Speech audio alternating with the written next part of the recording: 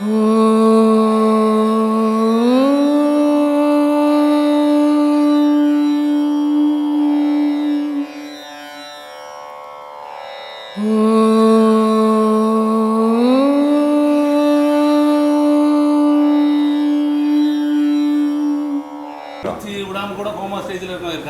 Coma ஸ்டேஜில் மூச்சு வரும், ஆனால் செய்கை இருக்காது.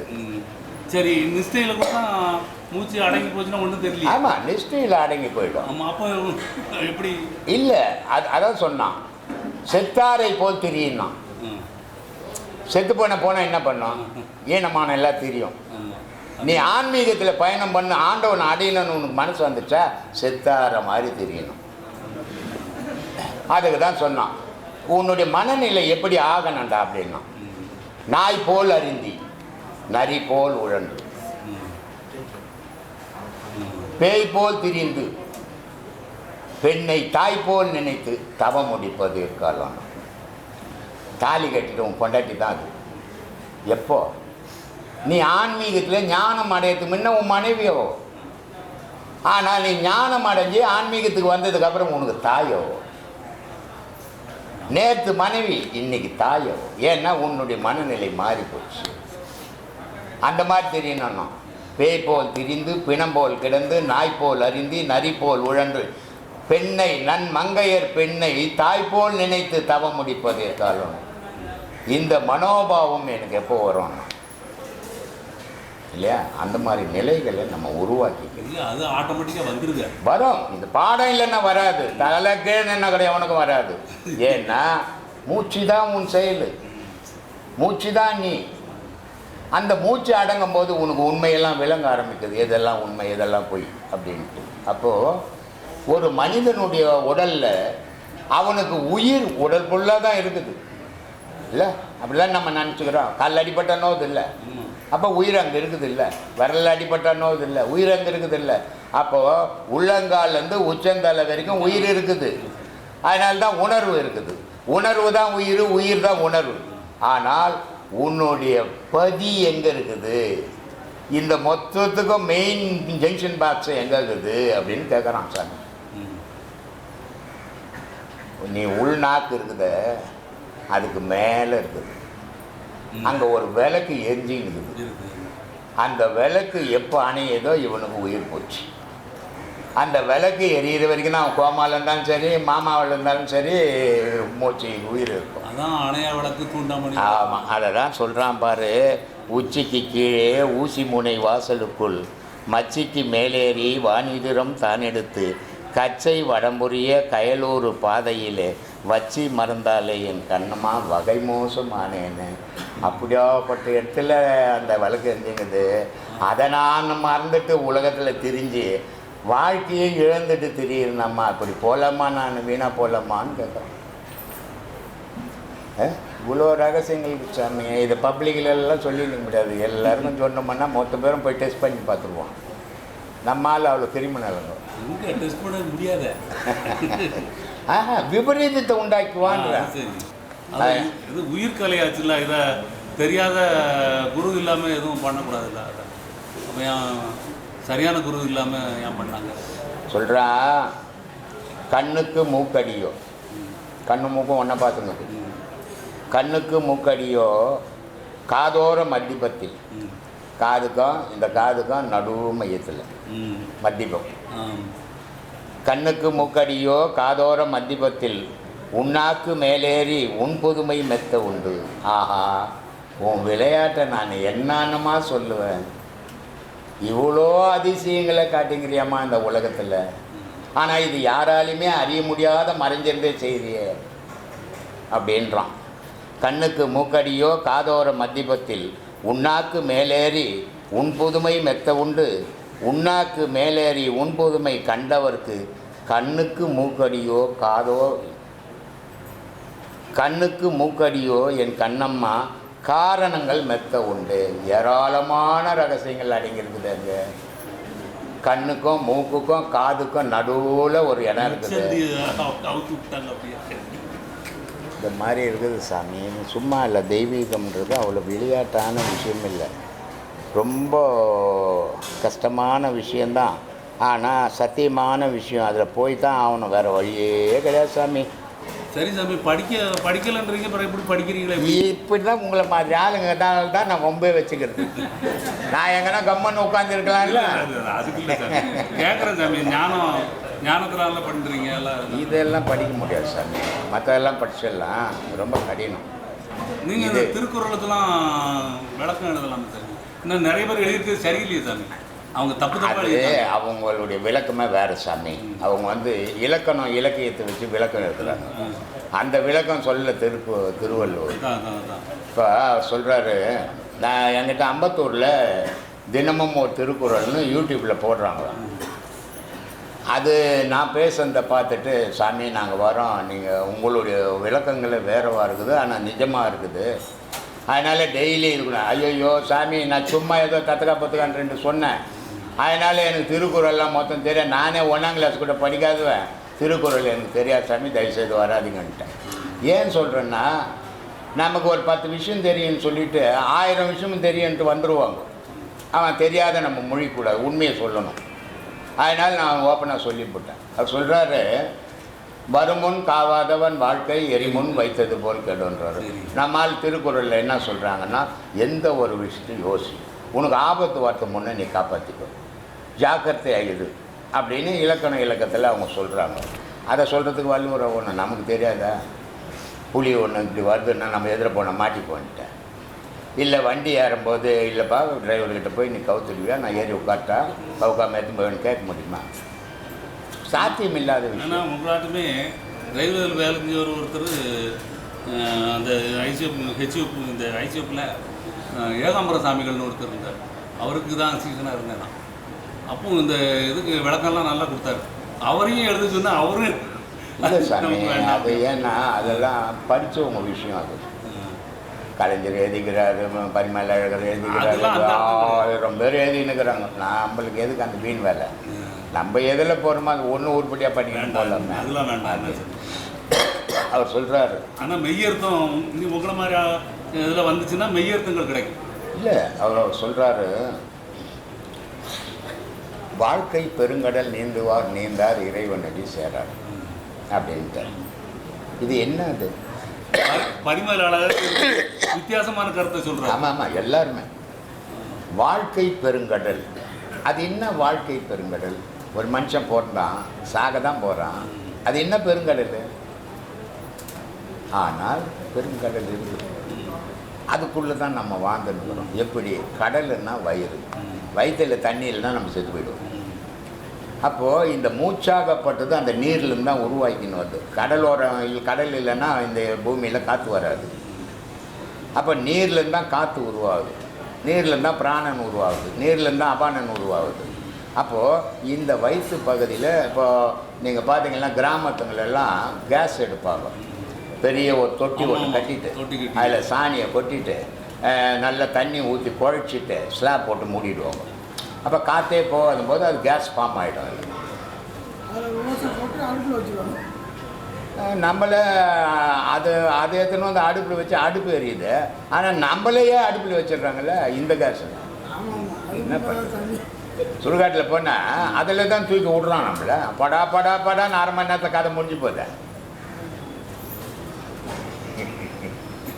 அதே செயல் நம்ம செய்கிறோம், ஆனால் நமக்கு தெரியாது செய்துங்கிறோம். இதை உணவு போடுறோம், உணவு போட்டு தண்ணியை ஊற்றுறோம், தண்ணியை ஊற்றினோடனே இங்கே போய் அரைக்குது, அரைச்ச உடனே கேஸ் ஃபார்ம் ஆகுது.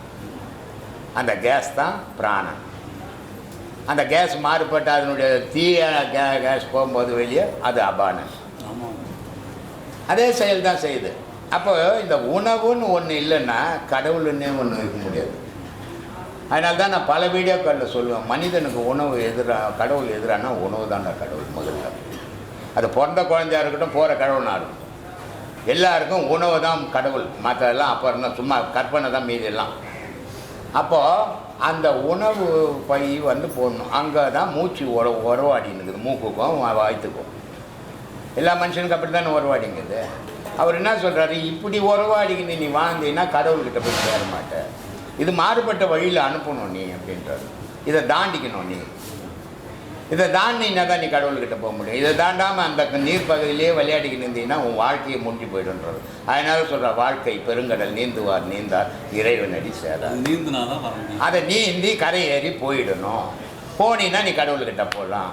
அப்போ எப்படி போக முடியும் அப்படின்னா, இந்த மூச்சு வயிற்றுக்கும் மூக்குக்கும் போகிற மூச்சை வயிற்றுக்கும் மூளைக்கும் அனுப்பணுன்றார். அதெல்லாம் சொல்லி தரலையே. அதெல்லாம் சொல்லி கொடுத்தேன்னா அப்புறம் நீ குருவாகி போய் நான் கீழே உட்காந்துக்கணும், நீ மேலே எல்லாம் உட்காந்துப்ப. ஆனால் காற்றுங்கிறத மட்டும் எடுத்து எழுதினாலே நீங்கள் 10 புக்கு எழுதுவீங்க. இந்த மாதிரி ரசவாயுக்களை பற்றி எழுதினாலே. நேற்று டாக்டர் அதெல்லாம் கேட்டார். அவர் ஒரு வார்த்தை கேட்டார். அந்த டாக்டர் திருச்செந்தூர்லேருந்து அவர். நாங்கள் நிறைய பேரை சீரியஸாக எடுத்துன்னு வராங்க. ஐசியில் போட்டோம், ஆக்சிஜன் வைக்கிறோம், சில பேர் குறைக்க வைக்கிறோம், சில பேருக்கு செத்து போயிட்டாங்க. பொழிச்சவங்க எங்களை வாழ்த்துறாங்க, செத்து போகிறவங்க எங்களை திட்டுறாங்க. அப்போது இதில் பாவ புண்ணியங்க தான் அப்படின்னு. ஆனால் இதில் பாவ புண்ணியமே கிடையாது. ஏன்னா நீ காசுக்கு தர்மத்துக்கு செய்யலைங்க, காசுக்கோசம் தானே ஆஸ்பத்திரி வச்சு செய்துங்கிற. அதனால் இதில் ஒரு பாவ புண்ணியமும் கிடையாது. ஆனால் செத்து போனோன்னு வச்சு நான் காசு வாங்குற போகிற அது பாவம் அதான் இல்லை. அதை சொல்லிட்டேன் நான் அவர்கிட்ட. அது மாதிரி இந்த மூச்சாகப்பட்டது பின்பக்கம் போனோன்றான்றாரு. இங்கே மூக்குக்கும் வயிற்றுக்கும் ஆடக்கூடாதுடா, ஆனால் கடவுளை பார்க்க முடியாது. அது பின்பக்கம் முதுகு வழியாக கொண்டு வந்து தண்டில் கொண்டாந்து உச்சிக்கு காட்டுறான்றார். இதை திருமூலர் ரொம்ப அழகாக சொல்லுவார். இருட்டறை மூலையில் இருந்த கண்ணி குருட்டு கிழவன் கூடல் குறித்து குருட்டினை நீக்கி மருட்டி அவளை மனம் புரிந்தாளேன்னு. குருட்டு கிழவன் மேலே உட்காந்துங்கிறானா சிவபெருமாள். ஆனால் இருட்டில் அம்பாள் கல்யாணம் ஆகாத பொண்ணாக உட்காந்துக்கிறாளாம். தெரியல அவள் எங்கே உட்காந்துக்கிறான்னு. நடுவில் இந்த மகாவிஷ்ணு வயிறு மறைச்சிச்சு ஆசை.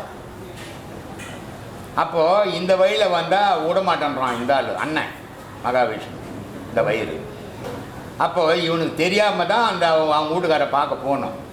இந்த நேர் வழியில் போனால் பார்க்க முடியாது. அப்போ குறுக்கு வழியில் போயிடுன்றார் திருமூலர்.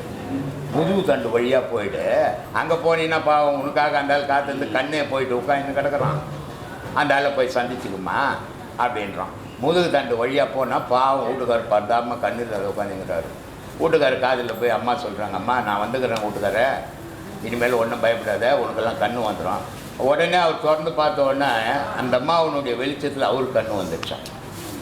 கண்ணு வந்த உடனே அந்த மாதிரி சும்மா இருப்பாங்களா? இவ்வளோ பாடுபட்டு 2 பேரையும் ஒன்றா சேர்த்தது யார்? புள்ளக்காரன் சேர்த்தான். பிரிஞ்ச அப்பா கிட்ட பிரிஞ்ச அம்மாவை எடுத்துன்னு போய் புள்ள சேர்க்குறான். புள்ளன்ற உயிர். அப்போது இந்த பிரிஞ்ச தாயும் தகப்பனும் இவ்வளோ காலம் பிரிஞ்சு போயிருந்தாங்க, சேராமல் சேர்க்கறதுக்கு எவ்வளோ கஷ்டப்பட்டு நம்ம புள்ள சேர்த்துருப்பான். அப்போ புள்ளைய அனாதியாக விடலாமா? தனக்குள்ளே சேர்க்குறான். அதுதான் மோட்சம் முக்தி சாமி. இதை கேட்காதன்னு எல்லாத்தையுமே சொல்லிட்டீங்க. என்ன பண்ணுறது? அதான் உட்காந்து ஒரு முடிவோடு உட்காந்து எதுரா. ஆமாம் சாமி. இது ஒரு போட்டி கொடுக்குறாரு, ஒரு அறிவிப்பு அறிவிக்கிறார். இந்த நாட்டு மக்களுக்கு ஒரு அறிவிப்பு. ஒரு ஆடு கொடுப்பேன், ஒரு லாரி தீனி கொடுப்பேன், ஆடை எடை போட்டு கொடுப்பேன், தீனி எடை போட்டு கொடுப்பேன். இதை சீராக எடுத்து பண்ணிட்டீங்கன்னா நான் சொல்கிற மாதிரியே உங்களுக்கு 5 ஏக்கர் நிலம் ஒரு பம்பு செட்டுக்கிட்டார். எல்லா ஜனமும் கூடி போச்சு. உடனே சொல்லிட்டாரு, இது சரியாக இல்லைன்னா தலையை வெட்டி போட்டுவிட்டார். மொத்த ஜனமும் ஓடி போச்சு. மன்னனாச்சா எவன் போய் தடுக்கிறதவனா? வெட்டி போட்டான்னு என்ன பண்ணு, போடா 5 ஏக்கரில் பிச்சை பொழிச்சிடலாம் அப்படின்னு போட்டான். தெனாலிராமன் வந்தான். நான் எட்டுன்னு போகிறேன் சாமின்னா. ரிட்டர்ன் போயிட்டான். லாரி தீனி எடுத்துன்னு போயிட்டான். அந்த ஆட்டையை முடிச்சுன்னு போயிட்டான். தீனியை போடுறான். ஆடு சும்மா கொழுன்னு ஆகிப்போச்சு. 20 கிலோ ஆடு போய் 30 கிலோ ஆடு ஆகிப்போச்சு. அவன் ராஜா விடுவான்னா நம்மளை கழுத்தை வெட்டி போடுவான். என்னடா இது விபரீதமான விளைவாக இருக்குது, மாட்டிக்கணும் போலுக்கிட்ட நம்ம அப்படி என்ன பண்ணலான்னு யோசிப்பான். உடனே தீனியும் காலி ஆகணும். உடனே என்ன பண்ண, ஒரு ஓனாயை பூசின வந்து எதிர கட்டிட்டான். கட்டின உடனே தீனி போடுறான், துண்ணு போட்டு உப்புது, ஓனாயை பார்த்துன்னு அழிச்சு போகுது. அப்போ கடைசி வரைக்கும் அது எவ்வளோ இடம் இருந்ததோ அதே இடையில வச்சுட்டான். அது மாதிரி நீ வந்து உட்காந்துட்டே சாமி. தெரிஞ்சுக்கணும், வாழ்க்கை பின்னாடி நடந்ததை பற்றி யோசிக்கக்கூடாது. ஒரு மனுஷன் வாழ்க்கையில் முன்னாடி நடந்து போச்சு இல்லை, நீ இளமையாக இருக்கும்போதெல்லாம் நடந்தது இல்லை, அதெல்லாம் நினைக்கக்கூடாது. சரி, நினச்சிக்கிட்டீங்கன்னா உன்னுடைய வாழ்க்கையே நீ அடுத்த ஸ்டெப் எடுத்து வைக்க மாட்டேன், குன்னி போயிடுவேன். அது நினச்சி கடந்த கால வாழ்க்கையை நினச்சின்னா. அதே மாதிரி வருங்கால கால வாழ்க்கையை நினச்சிட்டேன்னு வச்சுக்க, பயந்து போயிடுவேன். உன் வாழ்க்கையே சீராக நடக்காது. ஓஹோ, நான் சரி பண்ணலாம்னு நினச்சேன். நானே அது எப்படி சரி பண்ணிப்ப? அடுத்த வருங்கால வாழ்க்கையில் உன் கால் போக போகுதுன்னு இருக்குதுன்னு வச்சுக்க, நீ என்ன பண்ணுவ? என்ன பண்ணுவ? அதனால் எப்பவுமே சொல்கிற, வருங்கால வாழ்க்கையை நினைக்காதீங்க, கடந்த கால வாழ்க்கையை நினைக்காதீங்க, நிகழ்கால வாழ்க்கையை எண்ணி பார்த்து உங்கள் பயணத்தை வெற்றி போயிருங்க. அதுதான் உங்கள் வாழ்க்கைக்கு சீராக இருக்குமே தவிர, வருங்கால வாழ்க்கையை சிந்திச்சு நான் என்னை சீர் பண்ணிக்கன்னா, நீ ஒண்டியாக இருந்தால் சீர் பண்ண, உன் பொண்டாட்டி உன்னை சீர் பண்ண விடுமா? யோ, என்னை எதுக்கியா கட்டின்னு வந்தேன்ட்டோம். நீ சீர் பண்ண இருக்கிறத விட மோசமாக ஆக்கிடுவாங்க உன்னை. தஞ்சாவூர்லேருந்து ஒரு உபதேசம் வாங்கின்னு போகிறான். அவன் எவ்வளோ எண்ணத்தோடு வந்திருப்பான், தஞ்சாவூர்லேருந்து இங்கே இவ்வளோ செலவு பண்ணி ஒரு உபதேசம் வாங்கிறதுக்கு. வாங்கின்னு போய் ஒரு வாரம் பார்த்து சொல்கிறா, சாமி என் பொண்டாட்டி உபதேசம் இந்த பாடம் பண்ணக்கூடாது, நீ சாமியெல்லாம் கும்பிடக்கூடாதுன்னு சொல்கிறா. அப்போ இவனுக்காக வாழறானா இவன் பொண்டாட்டிக்காக வாழறான்னு சொல்லு. சொல்லிப்பான், முறுக்குவான் மீசைய. உள்ளே போனவன் அப்படியே அடங்கி போய் நிற்பான். அதனால் நான் வருங்கால வாழ்க்கையை பார்த்து நான் திருத்திக்கிறேன். ஒன்றும் உன்னால் திருத்திக்க முடியாது. ராமகிருஷ்ண பரமஹம்சர் ஒரு கதை ஒன்று சொல்லுவார். ஒரு பையன் +2 படித்து பாஸ் ஆகிட்டான். நான் பாட்டு பாஸ் ஆகிட்டேன். சரி, அடுத்தது என்ன? வக்கீல் ஆகிட்டான். நான் பார்த்தியா வக்கீல் ஆகிட்டேன் அப்படின்னா எவ்வளோ பெருமைக்குரிய விஷயம். வக்கீலேருந்து ஜட்ஜி ஆகிட்டான். என்ன மாதிரி யாருமே இல்லை, ஜட்ஜி ஆகிட்டான். குறிப்பிட்ட காலம் போச்சு, ரிட்டையர்ட் ஆகிட்டான். ஐயோ ஒன்றுமே இல்லையேன்னா, படிப்பும் இல்லை, வக்கீலும் இல்லை, ஜட்ஜியும் இல்லை. இப்போ ஒன்றுத்துக்கு உதவாத, ஒன்றுத்துக்கு உதவாத உட்காந்துங்கிறான் கடவுள். அந்த மாதிரி ஒன்றுத்துக்கும் உதவாத மனுஷனுக்கு இன்னும் கொஞ்ச நாள் போனா நீ எங்கே வருங்காலத்தை சிந்திப்ப? நிகழ்காலத்தை திறமையோடு பயன்படுத்திக்கின்னு போ. நிகழ்காலத்தில் உலகத்துக்கு என்ன செய்யணும் அதை செய்துட்டு முடிச்சுக்கோ. அதுதான் உன் வாழ்க்கைக்கு நிம்மதியை தருமை தவிர, வருங்காலம் கடந்த காலத்தை யோசிக்காதீங்க. யோசித்தீங்கன்னா உங்கள் நிம்மதியை நீங்கள் இழந்துடுவோம்.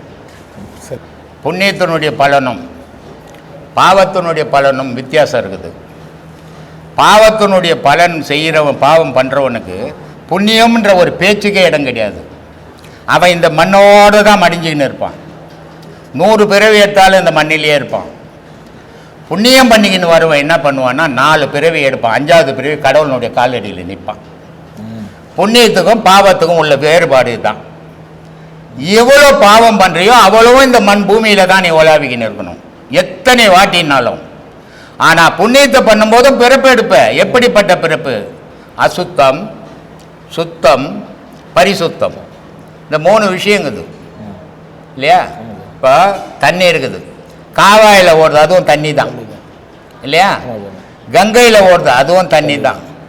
எதுலேயுமே பூமியிலே படாத பிடிச்சி வச்சேன்னா அதுவும் தண்ணி தான், டிஸ்டில் வாட்டர் இல்லை? அப்போது நீ என்ன பண்ணணும்? பாவத்தில் இருந்துட்டேன், தெரியாமல், எனக்கு தெரியாதுப்பா, நான் இது பாவம் இது புண்ணியன்னு எனக்கு தெரியாது, நான் இருந்துட்டேன். இப்போ குரு சொன்னார்யா இது பாவம் இது புண்ணியன்னுட்டு. நான் இப்போ அதுலேருந்து அசுத்தத்துலேருந்து சுத்தத்துக்கு வந்துட்டேன். சுத்தத்தில் நான் வாழ்ந்துன்னுக்கிறேன். என் வாழ்க்கை பரிசுத்தத்துக்கு போகணும். அதுக்காக நான் முயற்சிகளை பண்ணின்னு இருக்கிறேன். அந்த முயற்சியில் நான் வெற்றி அடைவேன் நம்பிக்கையோடு நீ வாழ்ந்தீங்கன்னா பரிசுத்தத்துக்கு வந்துடுவேன். பரிசுத்தத்துக்கு வந்தால் பிறப்பு உண்டு. ஆனால் அந்த பரிசுத்தத்தை இங்கே அழிச்சிட்டு இறைவனோட கலந்துடணும். அது பரிசுத்தத்துக்கு வழிவகுக்கும். துரியோதனை 1000 கொடுமையை பண்ணுறான், கடவுளாலேயே தடுக்க முடியல. சராசரி நீ மனுஷன் எங்கப்பா தடுக்க சொல்லு? உன்னால் தடுக்க முடியாது. எவன் கொடுத்தானோ அவன் தடுப்பான், அதுக்கு அவன் உண்டு. நீ என்ன நினச்ச? நான் நினச்ச தத்துருவங்க, நான் நினச்ச போய் நீ போய் மாட்டிப்ப இல்லை. அதனால் நீ எதையும் தடுக்க வேணாம். அதை பண்ணாமல் இருந்தீங்கன்னா அதுவே போதும். நீ அப்போ நடக்கிறத நான் பார்த்துட்டு அவ்வளோதான். நான் ஏற்கனவே ஒரு வீடியோவில் சொல்லிக்கிறேன். ஒரு வழியில் ஒருத்தனை அடிக்கிறாங்க, நீ என்ன பண்ணுவ? ஓடிப்போ ஐயோ ஒருத்தனை அடிக்கிறாங்கன்னு பார்த்து மடக்குவ போய். ஆனால் நான் போவேன், அவன் அடிக்கிறான், அவன் கர்மா அவன் அனுபவிக்கிறான்னு போயின்னு இருப்பேன். இதுதான் உனக்கு எனக்கு வித்தியாசம்னு சொல்லியிருப்பேன். ஏன்னா இறைவன் ஒருத்தன் இருக்கிறான், ஒவ்வொரு செயலுக்கும் அவன் கண்காணிக்கிறான். அந்த கண்காணிப்பினுடைய விளைவை அவன் அனுபவிக்கத்தான் போகிறான். இன்னைக்கு நீ ஒருத்தரை அடித்த, இன்னைக்கு ஒருத்தர்கிட்ட நீ அக்கிரமம் பண்ண, நாளைக்கு உங்ககிட்ட இன்னொருத்தன் பண்ண தான் போகிறான். இதுதான் வழிமுறை. அதனால் நீ அதை எண்ணி பார்க்க வேண்டியதில்லை. நீ உத்தமனா வாழ வழி தேடிக்கும். ஆனால் இப்போ நீங்கள் சொன்ன மதம்லாம் எப்படின்னா ஒரு சர்வாதிகாரம் மாதிரி ஒரு கட்டுப்பாட்டுக்குள்ளே இயங்கணும். அந்த கட்டுப்பாட்டை மீறி நீ சுதந்திரமாக எதுவும் செய்திட முடியாது. ஆனால் இந்த இந்து மதத்தினுடைய அமைப்பு எப்படின்னு சொன்னால் சுதந்திர பறவை மாதிரி. இப்போ ஒரு ஞாயிற்றுக்கிழமையானா ஒரு கிறிஸ்துவன் கம்பல்சரி மசூதிக்கு சர்ச்சுக்கு போய் ஆகணும். அவன் குழந்தை குட்டி எல்லாத்தையும் வச்சும் போய் அங்கே கும்பிட வைக்கணும். அதே மாதிரி முஸ்லீம் பார்த்தீங்கன்னா வெள்ளிக்கிழமையானா அவன் போய் 5 வேளை ஒரு முஸ்லீம் தொழுகை நடத்தி ஆகணும். நீ எத்தனை வேலை எத்தனை கோயிலில் பாடு சாமி கும்பிட்டு சொல்லு. அவனை பார்த்தோம் சரியில்லை, இவனை பார்த்தோம் சரியில்லை, நான் என்ன செய்தேன் யோசித்தியா? யோசிக்கவே இல்லையா? பொண்டாட்டி பார்த்து கோயிலுக்கு போயிட்டு வா, போயா என்ன தான் போகிறேன். காலையில் நான் ஒரு மனுஷன் டெய்லி நான் கோயிலுக்கு போயிட்டு வருவேன்னு போனீங்களா? கேள்வி கேட்குறது பெரிய விஷயமே இல்லை, செயல் எதை செய்துட்டு கேட்குறோன்றது தான் பெரிய விஷயம். எந்த இந்துக்களாவது வெள்ளிக்கிழமைங்க நான் இன்றைக்கி கோயிலுக்கு போக நான் சாப்பிடக்கூட மாட்டேங்க கட்டுப்பாடு உண்டா?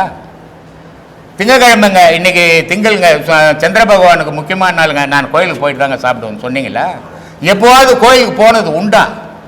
இல்லையே. அவள் அப்படி இல்லை, வகுத்துட்டான் இப்படி தான்டா நீ வாழணுன்ட்டு. இங்கே எப்படி ஒன்றா வாழணும்னு விட்டுட்டான். அதனால் இது இப்படி இருக்குது, அது அப்படி இருக்குது. முதல்ல நம்ம கேள்வி கேட்குறோம், ஒரு குரு எப்படி இருக்கிறாரு? ஒரு குரு வந்தாக்கா அவரை உழுந்து கும்பிட்றாரு, உண்மை. ஆனால் நானும் ஒரு குருன்னு சொல்கிறாங்க, குரு ஆனனா இல்லையான்னு எனக்கு தெரியல. நானும் ரோட்டில் வரேன், என்னுடைய சீடர்களும் வராங்க, பார்க்குறாங்க, அப்படியே சுற்றி முற்றி 10 பேர் இருக்கிறாங்க. இந்த காலில் இன்னத்துக்கு போய் உழகட அங்கே ஆசிரமத்தை போட்டு மரப்பாக போய் காலில் வந்து கும்பிடலாம் அப்படின்றான் நம்ம சீடை. அவனுக்கு அது கிடையாது. குரு பார்த்தான், கடவுள் ராது, உடனே அந்த இடத்துலையும் வந்து கும்பிட்டான். அவன் தான் சீடை. அதனால தான் இங்கே சீடை இல்லைன்றது. நான் இந்த ஆசிரமத்தில் எனக்கு சீடருங்க யாரும் இல்லை, எல்லாம் நண்பர்களாக இருக்கிறாங்க அப்படின்னு சொல்கிறது காரணமே அதுதான். ஏன்னா இங்கே என்ன ஒரு குருவாகவே யாரும் நினைக்கிறது இல்லை. ஒரு மனுஷனுக்கு ஒரு பேர் வச்சா மூர்த்தின்னு பேர் வச்சா மூர்த்தின்னு கூப்பிடலையா? அது மாதிரி எனக்கு ஒரு பேரை வச்சுட்டு குருன்னு வச்சுட்டு கூப்பிட்றாங்களே தவிர குரு தகுதியான செயலை இங்கே யாரும் செய்யறதில்லை. அதனால் மற்ற மதத்தை ஒப்பிட்டே நம்ம பேச முடியாது. அவன் ஒரு கட்டுப்பாடு ஒரு வகுத்து வச்சுக்கிறான். இந்த நேரம் ஆனால் நீ கிளாஸ் நடத்தணும். சரி, ஒன்றும் இல்லை, வண்ணாரப்பேட்டை பக்கம்லாம் போனீங்கன்னா ஒவ்வொரு பெரிய பெரிய கடைங்க எடுத்துகிட்டு இருப்பாங்க. சாயந்தரம் ஆச்சுன்னா 5 மணிலேருந்து 8 மணி வரைக்கும் குரானுடைய பாடம் கிளாஸ் நடக்கும், டியூஷன். இங்கே எங்கே இந்து மதத்துக்கு டியூஷன் நடக்குது காட்டு? அப்போ அவன் இளமையிலிருந்து அதை ஊற்றி ஊற்றி ஊற்றி ஊற்றி வளர்க்குறான். நீ ஏதோ காட்டில் பிறந்த மாதிரி ஏதோ வந்தோம் பிறந்தோம் வளர்ந்தோம் சாப்பிட்டோம் பத்தோம் தூங்கணும் இப்படி வாழ்ந்துன்னுக்கிறீங்க. இது ஒரு கட்டுப்பாடு அற்ற மதம், கட்டுப்பாடு கிடையாது. விவேகானந்தர் ரொம்ப அழகான ஒரு வார்த்தை சொல்றாரு. விவேகானந்தர்கிட்ட ஒரு ஆங்கிலேயன் கேள்வி கேட்குறான், எங்கள் பெண்கள்கிட்ட எந்த ஆண்களாக இருந்தாலும் எந்த நாட்டு ஆண்களாக இருந்தாலும் அந்த பெண்கள்கிட்ட கை கொடுக்கலாம், அந்த அளவுக்கு சுதந்திரத்தை கொடுத்துருக்குறோம் நாங்கள் பெண்களுக்கு. ஆனால் உங்கள் நாட்டு பெண்கள் யாருமே கை கொடுக்கறதில்ல, யாருமே ஒரு இது பண்ணுறதில்ல, அது ஏன் அப்படி கட்டுப்பாட்டுக்குள்ளே வச்சுக்கிறீங்க அப்படின்னு கேள்வி கேட்குறாரு. இதுக்கு என்ன பதில் சொல்கிறது? நம்ம கலாச்சாரம் நம்ம யாருக்கும் இதெல்லாம் சொல்லின்னு போனால் கதை தான் சொல்லின்னு போனோம். அவர் கேட்குற விவேகானந்தர் சொல்கிறாரு, சரி இந்த நாட்டினுடைய மகாராணி இருக்கிறாங்க அந்த எலிசபெத், அவங்கள பெண் தானே, எத்தனை முறை நீ போய் கை கொடுத்தனாரு? அவங்க மகாராணி அப்படின்றாங்க, கை கொடுக்க முடியாது அவங்கக்கிட்ட. அட பாவி, நீ ஒரு மகாராணியாக தான் மகாராணியாக வச்சுக்கிற, இந்திய நாட்டில் அத்தனை பெண்களும் மகாராணிடான்றாரு. அதனால கண்டவனை கை கொடுக்கறது இல்லைடா இந்திய பெண்கள்ன்றாரு. எவ்வளோ பெரிய பதில், எவ்வளோ பெரிய அறிவாளி. எங்கள் கலாச்சாரங்க, எங்கள் ஊருங்க. ஆத்மானக்கம் சாமி. ஆத்மானம் சாமி, எங்கேருந்து வரீங்க? நான் திருவாரூர், சொந்த ஊர் எனக்கு. திருவாரூர்லேருந்து வரேன் சாமி. ஒரு 3 வருஷமாக வந்துட்டு இருக்கேன் சாமி. விவேக் சாமி. ரைட். எனக்கு இப்போ வாசனைகள்னு சொல்கிறாங்க சாமி, மனசோட ஆரம்பம் வாசனைகள்னு சொல்கிறாங்க. 5 புலன் வழியாக வர்ற உணர்வு மூலியமாக வர்றது, அது ஒரு உணர்வாக ஸ்டோர் ஆகுது. நம்ம நாக்கில் டேஸ்ட் பண்ணுறது ஒரு உணர்வாக ஸ்டோர் ஆகுது. நம்ம கண்ணால் பார்க்குறது ஒரு உணர்வாக ஸ்டோர் ஆகுது. காதால் கேட்குறது, இந்த 5 புலன்களில் வந்த ஒவ்வொரு உணர்வுகளும் வாசனைகளாக ஸ்டோர் ஆகி அதுதான் எண்ணமாக மாறுதுங்கிறாங்க. அதோட கோர்வை தான் எண்ணங்கிறாங்க. ஆனால் இதை நம்ம அந்த கரணம்னு சொல்லிட்டு 4ஆக பிரிக்கிறோம்.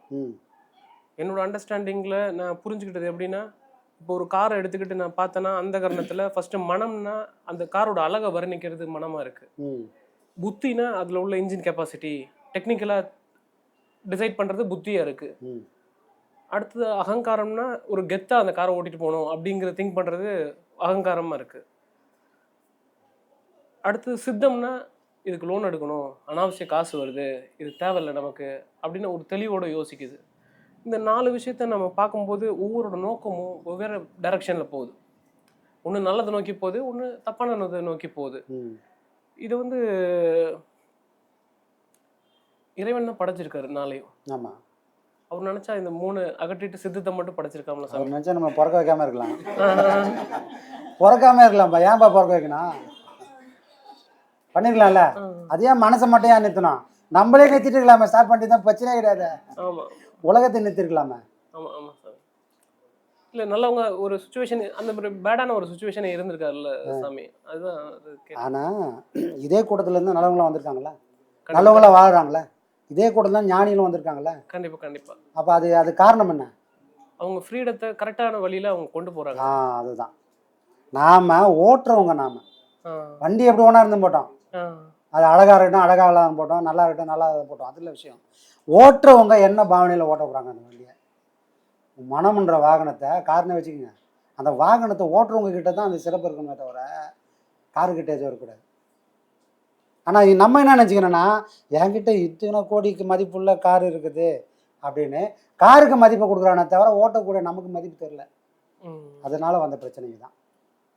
ஆனால் என்ன பண்ணோம், எவ்வளோ அழகான காராக இருந்தாலும் வாங்கினவன் நான். என்னை விட பெரிய பொருள் அது ஒரு நாள் ஆகிடாது. நான் தான் அதை ஓட்ட போகிறேன், நான் தான் எப்படின்னா பண்ணணும்னு தெரிஞ்சு சொல்ல போகிறேன். ஒரு நாள் அதுவாக ஆன் ஆகி அதுவாக ஓட போகிறது கிடையாது. நான் தான் அதை ஓட்டணுன்ற அறிவோடு இருந்துட்டேன்னா அந்த காரு எனக்கு கீழே இருக்கும். இல்லைன்னா அந்த காருக்குள்ளே நான் உட்காந்துக்கணும். அப்போ மனம்ன்ற வாகனத்தை நிர்வாகம் பண்ணக்கூடிய சக்தி நமக்கு வேணும். அப்போ அந்த பொருளெல்லாம் எப்படிலாம் வேலை செய்யுது, வேலை செய்ய காரணம் என்ன அப்படின்றத பிரித்து பார்க்கணும். எது சரி எது தவறு அப்படின்லாம் நம்ம புரிஞ்சால் மட்டும்தான் மனசை நிர்வாகம் பண்ணக்கூடிய சக்தி நமக்கு கிடைக்கும். அதுக்கு தான் என்ன பண்ணுறாங்க, நீங்கள் டைரெக்டாக மனசுக்கிட்ட மோதாதப்பா. ஏன்னா மனம் அடக்க நினைக்க நானும் வளர ஆரம்பிக்கும். அது ராமாயணத்தில் வர ஒரு வாலி எப்படி இருப்பான், தான் முன்னாடி எவ்வளோ பெரிய பலசாலி வந்தாலும் அவனுடைய பலத்தை அப்படியே உள்ளே வாங்கிக்கின்னு இவன் அதை விட 10 மடங்கு பலமாயிடுவான். அதே மாதிரி தான் மனசை போய் முன்னாடி நின்று நான் அடக்கணும்னு நினச்சேன்னா அது வளர்ந்து பூத மாதிரி ஆகுமே தவிர அது ஒரு நாள் எனக்கு பணிஞ்சே கொடுக்காது. இது மனசோட தாத்பரியம் தான். முதல்ல இந்த உண்மையை புரிஞ்சுக்கணும். அதை என்ன பண்ணணும், அதை அழிக்கணும்னு நினச்சேன்னா முன்னாடி போய் நிற்கிறத முதல்ல நிறுத்தணும், சண்டை போடுறத முதல்ல நிறுத்திடணும். அதை அழிக்கணும்னு உண்மையிலே நமக்கு அறிவு இருந்தால் முதல்ல நான் பண்ண வேண்டியது மூச்சுன்ற அந்த மூக்கணாங்கயிறு பிடிக்கணும். மூச்சுன்ற மூக்கணாங்கயிறுக்குள்ளே தான் மனத்தோட மொத்த ரகசியமும் இருக்குது. மனசுக்குன்னு ஒரு பொருள் இல்லை, மனம் எப்படி இயங்கணும்னு தெரியாது. என் மூச்சோட வேகம் அதிகமாக மனசோட வேகமும் அதிகமாகும். என் மூச்சு நின்று நிதானமாக ஓடிச்சுன்னா மனமும் நிதானமாக ஓடும். இப்போ ஒரு பதட்டம், மூச்சு எப்படி ஓடும், கொஞ்சம் ஃபாஸ்ட்டாக ஓடும். நான் அமைதியாக இருந்தால் மெதுவாக ஓடும். அப்போது மனசுக்கும் மூச்சுக்கும் மட்டும்தான் தொடர்பு இருக்குது, மற்ற பொருளெல்லாம் அப்புறம் தான். அப்போ ஐயா என்ன சொல்கிறாருன்னா, இது வெளியவும் உள்ளேயும் போயிருந்தா பல எண்ணங்கள் கொண்ட மனுஷங்க இருக்கிறாங்கப்பா. அவங்க மூச்சு வெளியே வருது, உன் மூச்சு வெளியே போகுது, இது ஒன்றோட ஒன்று கலந்து திரும்ப நீயும் நானும் வாங்கியிருக்கிறோம். அப்போது இதை சர்வசாதா காலமாக உள்ளுக்குள்ளே ஓட்ட முடியாது. ஆனால் ஒரு குறிப்பிட்ட நேரமாச்சு மூச்சை உனக்குள்ளே ஓட்டி ஓட்டி பழகணுன்னா அது சர்வசதா காலமும் உனக்குள்ளே ஓட ஆரம்பிச்சிடும். அப்போ வெளியே போகிற அளவு குறைஞ்சிரும். வெளியே போகிற அளவு குறைஞ்சுன்னா எண்ணங்கள் விரிவடையதும் குறையும், மனம் சஞ்சலப்படுறதும் குறையும். எப்போ குறையும், என் மனம் எனக்குள்ளே ஓடுங்கன்னா மட்டும்தான். அது எப்படிப்பா ஓடுங்கன்னா, என் மூச்சு எனக்குள்ளே ஓடினா தான் என் மனம் எனக்குள்ளே ஒடுங்கும். மூச்சு விரிவடைஞ்சால் மனம் விரிவடையும், மூச்சு ஒடுங்குனா மனமும் ஒடுங்கும். அப்போ நான் எதை பண்ணணும், மனம் ஒடுங்கணும்னா மூச்சு முதல்ல ஒடுக்கணும். இதுதான் அதோட சூட்சும கயிறு இங்கே தான் வச்சுருக்கிறான் இறைவன். பாடம் பண்ண தான் பாடம் பண்ண மட்டும்தான் அது. இது பட்டை தீட்டுற மாதிரி வைரக்கல்ல அப்படியே எடுத்தெல்லாம் விற்க முடியாது, அதுக்கு மதிப்பே கிடையாது. நீ பட்டத்திற்கு ஏற்ற மாதிரி தான் அது ரேட்டு போகும். அந்த மாதிரி மனம் வந்து அழுக்கு படைஞ்சி மண்ணில் பொறிஞ்சு கிடக்குது. அதை நீ எடுத்து என்ன பண்ணணும்? பட்டை தீட்டணும். எதை வச்சு தீட்டணும்? இந்த பாடத்தின் மூலிமா தான், இந்த மூச்சின் மூலிமா தான். இது ஒன்று தான் சாமி, அது எல்லாத்துக்கும் ஆணி வேறு. இதை பிடிச்சி கரெக்ட் பண்ணிட்டோம்னா மற்ற எல்லாம் கரெக்டாக. ஆனால் அது அவ்வளோ சீக்கிரம் நடக்காத விஷயம். ஏன்னா நாம் யாரும் காட்டில் போயோ ஒரு குகையில் போயோ இந்த பாடத்தை வாங்கி போய் பண்ண போகிறது இல்லை. வீட்டுக்குள்ளே உட்காந்து பண்ணிக்கிறோம், ஊருக்குள்ளே வாங்குறோம். எனக்குன்னு ஒரு வேலை இருக்குது, எனக்குன்னு சில கடமைகள் இருக்குது, அதை நோக்கி நான் ஓடணும். மிச்சம் இருக்கிற டைமில் எப்போனா டைம் கிடைக்கும்போது உட்காந்து பாடம் பண்ணணும். இப்போ எது ஜெயிக்கும்? ஒரு மணி நேரம் இல்லை 2 மணி நேரம் உட்காந்து பாடம் பண்ணுறேன். மற்ற 22 மணி நேரமும் நான் உலகத்துக்காக ஊருக்காக விட்டுட்டேன். 22 பேசா 2 ஹவர் பேசா? அப்போ மனசை உலகத்தை பார்த்தே நான் பூதம் மாதிரி வளர்த்துனே இருந்துட்டேன். அது 2 ஹவர் போய் சும்மா உட்காரது அங்கேயும் பூதம் மாதிரி தான் வேலை செய்யும். அதனால் மகான்கள் என்ன சொல்லிட்டாங்கன்னா, நீ பாடம் பண்ணும்போது மட்டும் மனசை அடக்கணும்னு நினைக்காத, வேலை செய்யும் போது மனசை கண்ட்ரோலில் வச்சுக்கிட்டு என்ன வழிப்பாரு.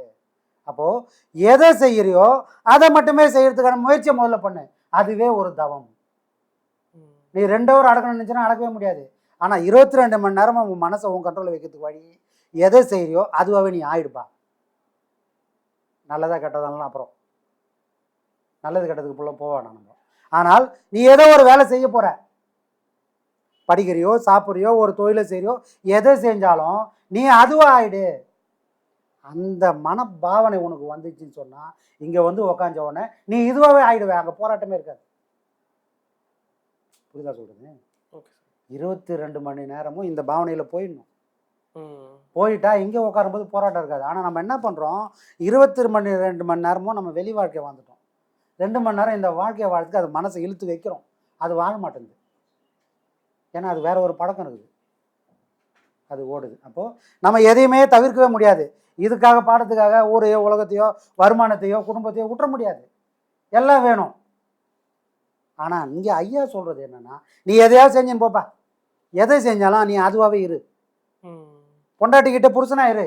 ஐயா சொன்னது தான். அது சூட்சமாக பயங்கரமான விஷயம். அது அவர் சொன்னது என்னவோ சாதாரணமாக தெரிஞ்சிருக்கு எல்லாருக்குமே. எந்த செயல் செஞ்சாலும் ஒரு நிலை. அதுதான். தாய்க்கு முன்னாடி பிள்ளையாரு, பிள்ளைக்கு முன்னாடி அப்பனாயிரு, பொண்டாட்டிக்கு முன்னாடி புருஷனாயிரு. எங்கே எதுவாக இருக்கிறியோ அங்கே அதுவாக இருக்க பழகிக்கோ, மாற்றி பண்ணிக்காத அப்படின்னு சொன்னதுக்கு காரணம், எங்கே எதுவாக இருக்கிறியோ நீ அதுவாக மாறுறதுக்கான வாய்ப்புகள் வரும். அந்த பாவனை மனசுக்குள்ளே ஏற ஏற ஏற ஏற இங்கே போய் நீ தியானம் பண்ணணும். உட்காந்து நீ தியானம் ஆகிடுவ. நீ பண்ண வேணாம், அது தானாக வந்து உட்காந்துரும் உனக்கு. இங்கே எல்லாம் போராடி பண்ணின்னுக்குறோம். காரணம் என்னன்னா, மற்ற நேரம்லாம் பகலில் விட்டுடுறோம், இங்கே வலிச்சு கட்டுறதுக்கான முயற்சி பண்ணுறோம்.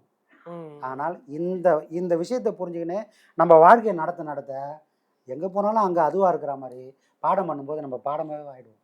அங்கே ஒரு போராட்டமும் இருக்காது. இதுதான் சூட்சும சாமி. நல்ல விளக்கம் சார். அப்புறம் சாமி, இப்போ நமக்கு வந்து 5 அறிவு 6 அறிவு இருக்குன்னு சொல்கிறாங்க மனுஷனுக்கு. முதல் உணர்வு தொடு அறிவுன்னு சொல்கிறாங்க. தொடு உணர்வு ஒரு அறிவாக சொல்கிறாங்க. அடுத்து டேஸ்ட் பண்ணுறது 2வது அறிவாக சொல்கிறாங்க. 3வது நுகர்றது சொல்கிறாங்க. 4வது பார்வை, 5வது கண்ணு. இது 5 அறிவாக சொல்கிறாங்க. இதுலேருந்து வர்ற இன்ஃபர்மேஷனை பகுத்தறிஞ்சு ஆராயிறது, இந்த டேஸ்ட் நான் முன்னே டேஸ்ட் பண்ணியிருக்கேன் அப்படின்னு அந்த ஆராயிறது மனமாக சொல்கிறாங்க. இது 6 அறிவு. ஆனால் ஐயா ஒரு விஷயம் சொல்லியிருக்காரு, நீ மனமாக பிறந்த ஜீவனாக வளர்ந்த பணமாக போயிட்ட அப்படின்னு. அப்போ ஐயா வந்து எதை குறிப்பிடுறாரு சாமி? ஐயாவோட கருத்து என்ன இதில்? நம்ம வாழ்க்கை முறையே சொல்லிடுறாரு. ஜீவனாக பிறந்தோம், மனமாக வாழ்ந்தோம். மனமாக வாழ்ந்தோம்னா என்ன அர்த்தம்? ஜீவனாக பிறக்கும்போது ஒரு உயிர் தன்மை தான் அதில் இருக்குது. வேறு எதுவும் போராட்டம்லாம் ஒன்றும் கிடையாது. பிறந்துட்டோம், ஆடு மாடு பிறகுற மாதிரி நானும் பிறந்துட்டேன், அவ்வளோதான். ஜீவனாக பிறந்துட்டேன். வளரும்போது என்ன பண்ண, மனமாக வாழ்ந்துட்டேன். ஆசை பாசம் இப்போ சொன்ன பாரு, ஒவ்வொன்றும் புலனுக்கும் ஒன்று தேவை இருக்குது. அந்த தேவையை நோக்கி நான் ஓட ஆரம்பிச்சிட்டேன். அப்போ நான் மனமாக வளர்ந்துட்டேன். போகும்போது இது எதையுமே அடக்க முடியாதனால பணமாக போயிட்டேன். இது சராசரி மனுஷனோட எல்லார் வாழ்க்கையிலையும் இதுதான் நடக்கும், மாற்றே நடக்காது. ஏன்னா தெரியாது. ஆனால் வாழக்கூடிய வாழ்க்கையிலே இந்த மனசை அடக்கி ஒடுக்கி வச்சால் பணமாக போக வேண்டிய நிலைக்கு வராது, மகானாக மாறக்கூடிய நிலைக்கு வந்துடும். அங்கே மரணம் இருக்காது, ஞானம் இருக்கும். அங்கே மரணமே இருக்காது. ஏன்னா பிறவின்றது இல்லை. செத்தவங்கெல்லாம் பிறந்து தான் ஆகணும், பிறந்தவங்கெல்லாம் செத்து தான் ஆகணும். ஆனால் யார் ஒருத்தர் மரணமே இல்லையோ அவங்க பிறக்க போகிற வேலையே கிடையாது. அப்போ நான் பிறக்கக்கூடாதுப்பா, இன்னொரு பிறவி எனக்கு வேணாப்பா, இந்த பிறவி எனக்கு கடைசி பிறவியாக இருக்கட்டும், இது பட்டதே போதும், இது என்னால் தாங்கவே முடியல அப்படின்னா என்ன பண்ணணும்? வாழத்துக்குள்ளே செத்து போயிடு. வாழத்துக்குள்ளேயே செத்து போயிடணும். செத்தாரை போல தெரியும் அப்படி சொல்றீங்க. செத்தாரை போல தெரியுமா நம்ம கடைசியாக சாவுனா அது மறுபிறவி நிச்சயம், இன்னொரு பிறப்பு நிச்சயம். ஆனால் வாழும்போதே நீ செத்து போயிட்டேன்னு சொன்னால் உனக்கு பிறவியே கிடையாது. அது எப்படி சாமி சாவத்தை? விஷமுச்சி சாவலாமா வாழும்போதே? அப்படி இல்லை. சாவம் எல்லாமே இருக்கணும், ஆனால் எதுவும் ஏக்கம் இருக்கக்கூடாது. ஏக்கம் இருக்கக்கூடாது. சாமி முன்னெல்லாம் என் பொண்டாட்டி கத்தினே இருந்தானா எனக்கு நல்லா கேட்கும் சாமி. இப்போ அவர் என்ன கத்தினாலும் எனக்கு கேட்க மாட்டேங்குது சாமி. நான் நிம்மதியாக பாட மாட்டேன் சாமி. அப்புறம் என்ன அர்த்தம்? காதுன்ற புலனு அது வேலையை, அதோட சக்தியை குறைச்சிட்டு அதுக்கு வேற ஏதோ வேலையை கொடுக்குது. இங்கே ஒரு வாயு தச வாயுவாக பிரியுது. தச வாயுவாக பிரிஞ்சு தச காரியம் பண்ணுது. கண்ணு இமைக்கணும்னா ஒரு காற்று வேணும், மூக்கில் சுவாசம் பண்ணணும்னா ஒரு காற்று வேணும், வாய் அசைனா ஒரு காற்று வேணும், காது கேட்கணும்னா ஒரு காற்று வேணும். இந்த காதுன்றது கேட்கலன்னா எனக்கு நிதானம் இருக்காது. காதுன்ற காற்று சரியான முறையில் வேலை செய்யலைன்னு சொன்னால் கிருகிருன்னு சுற்றி கீழே வந்துடுவேன். அப்போ என்னை நிலைப்படுத்தி வைக்கிறதுக்கு ஒரு காற்று வேணும். அந்த மாதிரி 10 விதமான காற்று பிரிஞ்சு இங்கே வேலை நடந்துனுக்குது.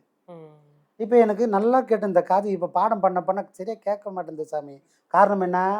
அங்கே வேலை செய்கிற காற்று இங்கே எங்கேயோ ஒன்று சேருது. அப்போ என்ன அர்த்தம்? ஐயா சொன்னது தான், போகிறதுக்குள்ளே எல்லாத்தையும் ஒன்று சேர்த்துடுறா அப்படின்னு அவர் சொன்னதை இங்கே பாடத்தின் மூலமா ஒரு காற்றா ஒன்று சேரும்போது ஒரு புலனும் அதோட வேகத்தை குறைச்சிக்குது. முதல்ல வேகம் குறையும், ஓடினே இருந்தது, அதோட வேகத்தை ஸ்டாப் பண்ணும். அப்பயே நமக்கு தெரிஞ்சிடும். இதுதான் சொல்றாருல மாணிக்கவாசர், வேகம் கெடுத்தாண்ட வேந்தனடி வெல்க. எதோட வேகம்? மனோவேகம். இந்த மனோவேகம் குறைஞ்சா புலன் வேகம் குறையும். இது ஒன்றுக்கு ஒன்று தொடர்பு. 1 அடங்கு 5 அடங்கும், 5 அடங்கு 1 அடங்கும். எப்போ உன்னால் புலன்கள் எல்லாம் அடக்கி ஒடுக்கி வச்சுக்க முடிஞ்சா மனம் அடங்கிடும்பா. ஏன்னா புலன்லாம் அடக்க முடியல சாமி அப்படின்னு உன் மனசையாச்சும் அடக்கு. உன் மனசு அடக்குனா புலனை அடக்க வேண்டியல, தானாகவே அடங்கிடும். இது ஒன்றோடு ஒன்று தொடர்பு இருக்குது. புரியுதுங்களா? அப்போ இந்த மனம்ன்றத ஒரு விஷயத்தை அடக்கிறதுக்கு தான் இவ்வளோ விஷயம். தனித்தனியாக எந்த பொருளுமே கிடையாது, எல்லாத்துக்கும் சூட்சும கயிறு ஒன்றே ஒன்று தான்.